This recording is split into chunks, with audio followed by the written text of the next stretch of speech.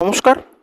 হিন্দু সনাতন ধর্মের দেখবেন একটি বিতর্কিত বিষয় থাকে, অনেকেই দেখবেন এইটি নিয়ে আলোচনা করেন যে ৩৩ কোটি দেবদেবী বা ৩৩ কোটি দেবতা। দেখুন, সোশ্যাল মিডিয়ার মাধ্যম দিয়ে ইতিমধ্যে আমরা অনেক বিষয় এখন জানতে শিখেছি, অনেক বিষয় নিয়ে আমরা অবগত। এই ৩৩ কোটি কোটি যেটা আমরা বলছি, সেই কোটিটা হচ্ছে সংখ্যা, আর কোটি কয়কা টয়ে হস্যই কোটি উচ্চারণটা এরকম হবে। তো সেটা মানে হচ্ছে প্রকার।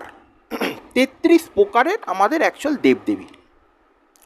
তো আমি সেই ৩৩ প্রকার দেবদেবীর বিষয় নিয়ে আমি আলোচনা করছি না, কেন ভিডিওটা লং হয়ে যাবে। আমার মূলত বিষয় যেটা, আমি ধরেই নিলাম যে আমাদের হিন্দু সনাতন ধর্মের ৩৩ প্রকার নয়, ৩৩ কোটি দেবী বা দেবতারা আছেন। তাহলে এত দেবদেবীর প্রয়োজনীয়তা বা কী? যদি উদাহরণস্বরূপ আপনাদের বলি, আমরা দেখবেন ছোটোবেলা থেকে স্কুল কলেজ সকলেই একটা গণ্ডির পেরিয়ে এসেছি। আমি যদি প্রথম ধাপেরই যদি যাই, ক্লাস 1 থেকে 4 বা 5 থেকে 10, 10 থেকে উচ্চ মাধ্যমিকই যাই স্কুলের বিষয় নিয়ে, দেখবেন একজন শিক্ষক বা একজন শিক্ষিকা সব বিষয়ে স্পেশালিস্ট হন না। তিনি অঙ্ক করাচ্ছেন, তিনি ভূগোল করাচ্ছেন, তিনি জীবনবিজ্ঞান করাচ্ছেন, তিনি বাংলা করাচ্ছেন, তিনি ইংরেজি করাচ্ছেন, কখনো নয়। আলাদা আলাদা স্কুলে স্যার ম্যাডাম থাকেন, আলাদা আলাদা স্পেশালিস্টভাবে তারা সেইভাবে ডিগ্রি অর্জন করে আমাদের শিক্ষা দান করছেন।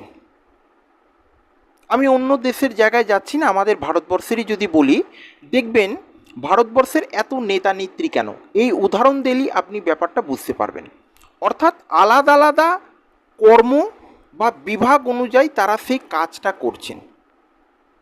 কেউ প্রধানমন্ত্রী, কেউ জাহাজমন্ত্রী, কেউ অর্থমন্ত্রী, শিক্ষামন্ত্রী, খাদ্যমন্ত্রী, এইভাবে নানান মন্ত্রী আছেন।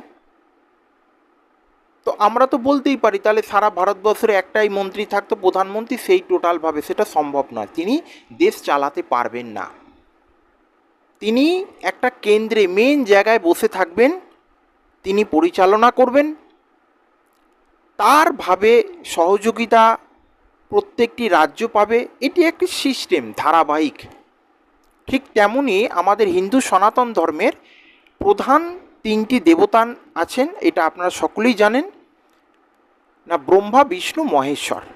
এবং তাদের কিন্তু একটা আলাদা আলাদা বিভাগ আছেন, কাজ আছে।